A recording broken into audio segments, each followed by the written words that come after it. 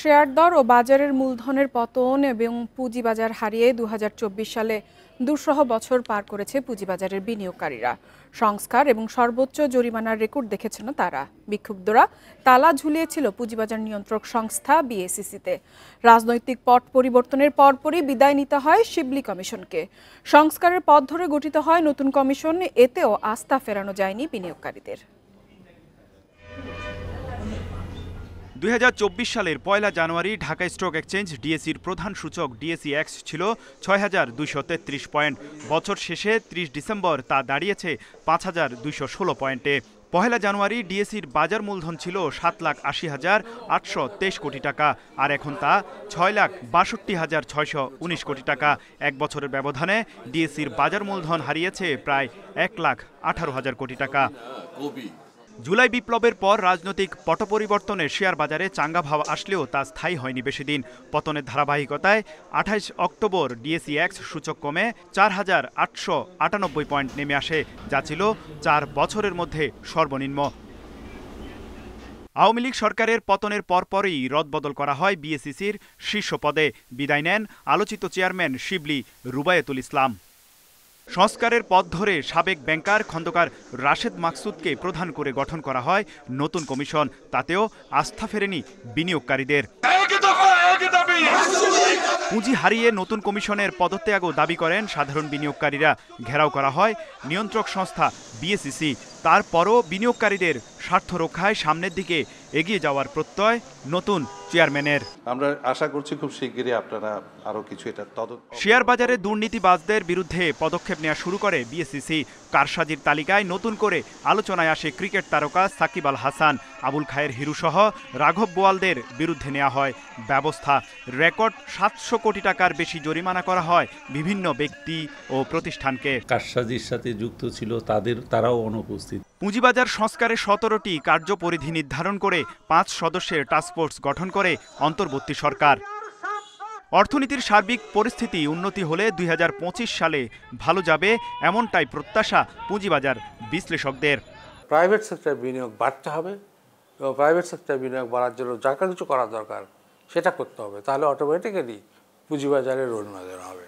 প্রাথমিক গণপ্রস্তাব আইপিওর মাধ্যমে ২০২৪ সালে ৬টি কোম্পানি এবং বন্ড ছেড়ে ২টি ব্যাংক পুঁজিবাজার থেকে মূলধন সংগ্রহ করেছে ১,৩৭৫ কোটি টাকা। তৌহিদ রানা, ইন্ডিপেন্ডেন্ট নিউজ, ঢাকা।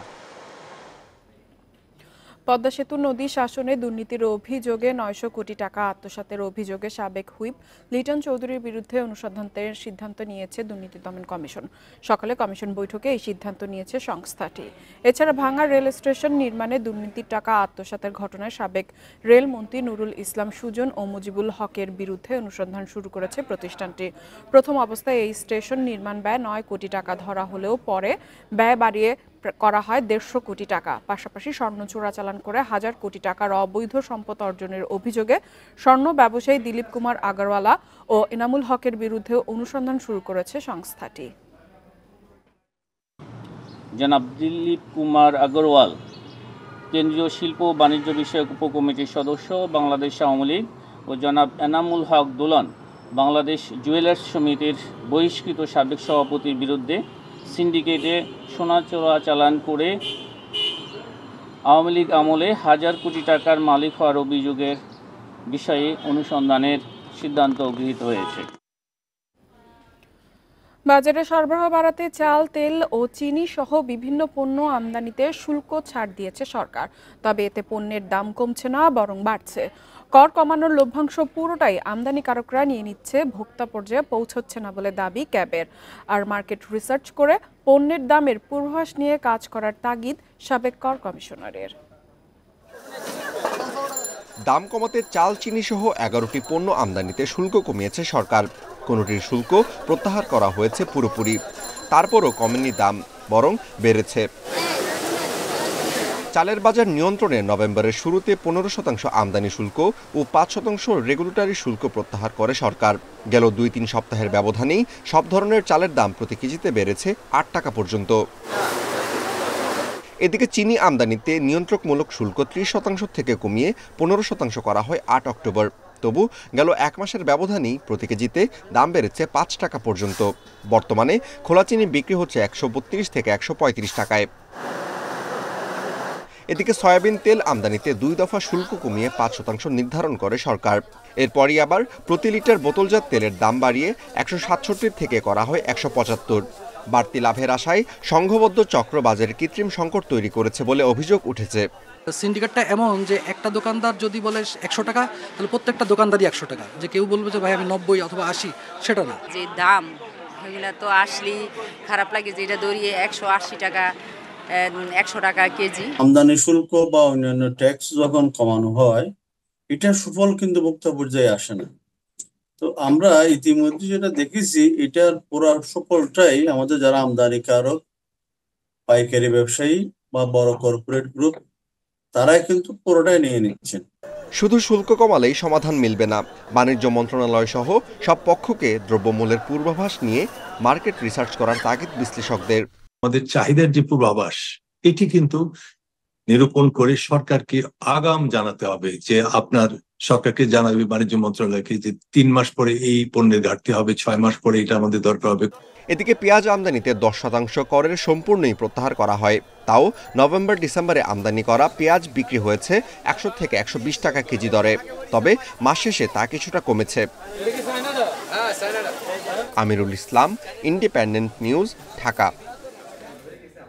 পূর্ণাঙ্গ প্রস্তুতি ছাড়াই আগামীকাল শুরু হচ্ছে 29তম ঢাকা আন্তর্জাতিক বাণিজ্য মেলা। উদ্বোধন করবেন অন্তর্বর্তীকালীন সরকারের প্রধান উপদেষ্টা প্রফেসর ডক্টর মোহাম্মদ ইউনূস। জুলাই অভ্যুত্থানের স্মৃতি ঘিরে সাজানো হচ্ছে মেলা। এবারই প্রথম অনলাইনে মিলছে টিকিট। এদিকে দীর্ঘদিনেও আন্তর্জাতিক মানের হয়ে উঠতে পারেনি বাণিজ্য মেলা, মন্তব্য করেছেন বাণিজ্য উপদেষ্টা শেখ বশিরউদ্দিন। হাতুড়ি পেরেকের শব্দ আর রংতুলির আঁচড় এখনো চলছে। পূর্বাচলে বছরের প্রথম দিনই আন্তর্জাতিক বাণিজ্য মেলা বসলেও সাজসজ্জার অনেক কিছুই রয়েছে বাকি।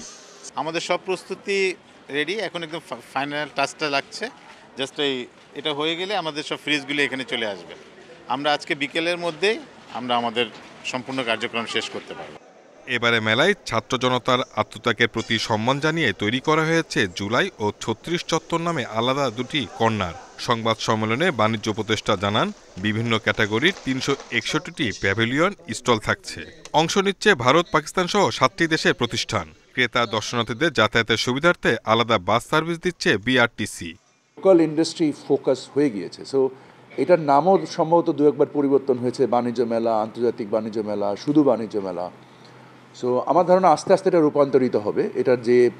এটা যে শেপ ডিজার্ভ করে, সেই শেপে একদিন এটা ইনশাল্লাহ যাবে। তবে আমাদের আগ্রহের জায়গাটা যদি বলেন, সেটা হচ্ছে এটাকে আন্তর্জাতিক বাণিজ্য মেলায় নিয়ে যাওয়ার আমাদের আগ্রহ। মেলায় প্রবেশ মূল্য 50 টাকা, আর ছোটদের জন্য অর্ধেক। মাসব্যাপী মেলা প্রতিদিন সকাল 10টা থেকে রাত 9টা পর্যন্ত এবং ছুটির দিনে রাত 10টা পর্যন্ত চলবে। এবারই প্রথম ইপিবির সাথে পরিবহন অ্যাপ উবারে চুক্তি হয়েছে। মেলায় দর্শনার্থীরা আসা যাওয়ার ক্ষেত্রে পাবেন 50% ছাড়।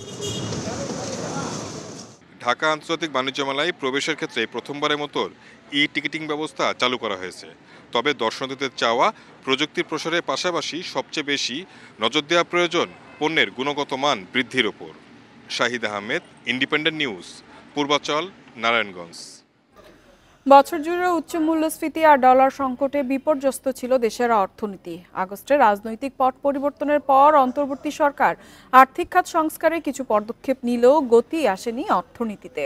শ্বেতপত্রের মাধ্যমে আওয়ামী লীগ সরকারের ব্যাপক অর্থপাচার ও লুটপাটের চিত্র উঠে এসেছে। নানা অস্থিরতায় কঠিন সময়ের মধ্যে দিয়ে যেতে হচ্ছে বিনিয়োগকারীদের। তবে নতুন বছরে অর্থনীতি ঘুরে দাঁড়াবে বলে আশা তাদের। বিদায়ী বছরে সাধারণ মানুষ সবচেয়ে বেশি ভুগেছেন নিত্যপণ্যের উচ্চমূল্যে। টানা 8 মাস খাদ্যমূল্যস্ফীতি ছিল 2 অঙ্কের ঘরে। ফলে সংসার চালাতে হিমশিম খেতে হয় স্বল্প আয়ের মানুষের। বাংলাদেশ পরিসংখ্যান ব্যুরোর হিসেবে গত নভেম্বর মাসে খাদ্য মূল্যস্ফীতি বেড়ে দাঁড়িয়েছে 13.8%। বছরের শুরু থেকে কমতে থাকে বৈদেশিক মুদ্রার রিজার্ভ। দাম বাড়লেও ডলারের সংকটে সরকারের জরুরি আমদানিও বাধাগ্রস্ত হয়। গত 5 আগস্ট ছাত্র জনতার অভ্যুত্থানে আওয়ামী লীগ সরকারের পতনের আগে পরে বেশ কিছুদিন অর্থনীতির স্বাভাবিক কার্যক্রমে গতি কমে। আর্থিক খাতে ব্যাংক ও পুঁজিবাজারের দুর্দশার চিত্র আরও স্পষ্ট হয়। রাজনীতি, আইনশৃঙ্খলা পরিস্থিতি সহ নানা অনিশ্চয়তার কারণে বিনিয়োগ প্রায় থমকে যায়। শিল্পাঞ্চলে তৈরি হয় অশান্ত পরিস্থিতি, বন্ধ হয়ে যায় প্রায় 200 কারখানা, কাজ হারায় প্রায় 1 লাখের বেশি শ্রমিক। সুরঙ্গের শেষ প্রান্তে আলোর রেখা দেখতে পাচ্ছি, সেই আশা নিয়ে কিন্তু আমরা এগিয়ে যাবার চেষ্টা করছি। অন্তর্বর্তী সরকার গঠনের পর আর্থিক খাতে শৃঙ্খলা ফিরিয়ে আনার চেষ্টা করা হয়। বিদায়ী বছরের অন্যতম বড় উদ্যোগ ছিল অর্থনীতি নিয়ে শ্বেতপত্র প্রকাশ। পদে পদে দুর্নীতির কারণে পরিস্থিতি কতটা খারাপ হয়েছে তা উঠে আসে শ্বেতপত্রে। এতে বলা হয়, আওয়ামী লীগ সরকারের আমলে বিদেশে পাচার হয়েছে প্রায় 28 লাখ কোটি টাকা। 1.5 দশকে সরকারি কেনাকাটা থেকে 2.5 লাখ কোটি টাকা ঘুষ খেয়েছেন রাজনীতিবিদ ও আমলারা। উন্নয়ন প্রকল্প থেকে লুটপাট হয়েছে 3.25 লাখ কোটি টাকা। বছরের পর বছর বিভিন্ন সমস্যার কারণে আগে থেকেই বিনিয়োগে গতি কম। জিডিপির শতকরা হিসেবে বেসরকারি বিনিয়োগ 3 বছর ধরে কমেছে। ধুকে ধুকে চলছে রাজস্ব খাত। চলতি অর্থবছরের প্রথম 4 মাসে শুল্ক কর আদায়ে ঘাটতি 30,768 কোটি টাকা।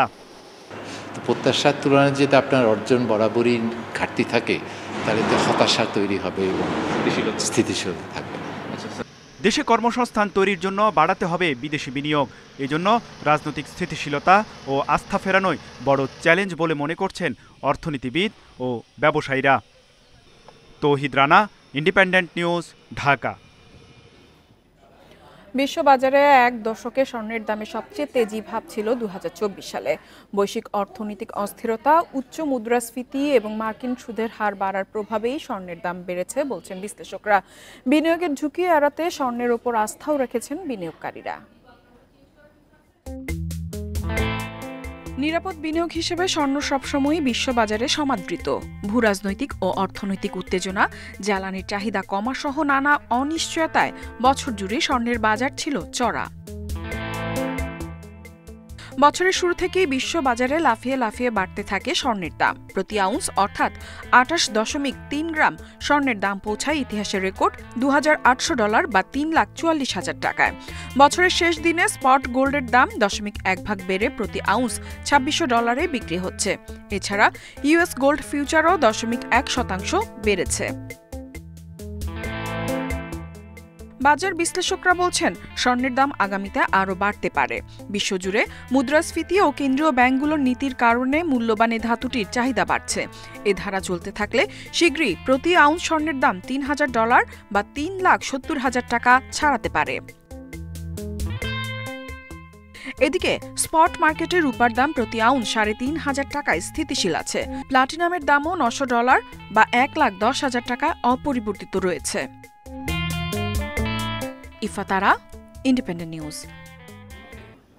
আর এই ছিল অর্থনীতি সারাদিনের আজকের আয়োজনে। ইন্ডিপেন্ডেন্ট টেলিভিশনের সব খবর আরও জানতে চোখ রাখুন ফেসবুক, ইউটিউব এবং এক্সে। আমন্ত্রণ আমাদের পরবর্তী সংবাদে।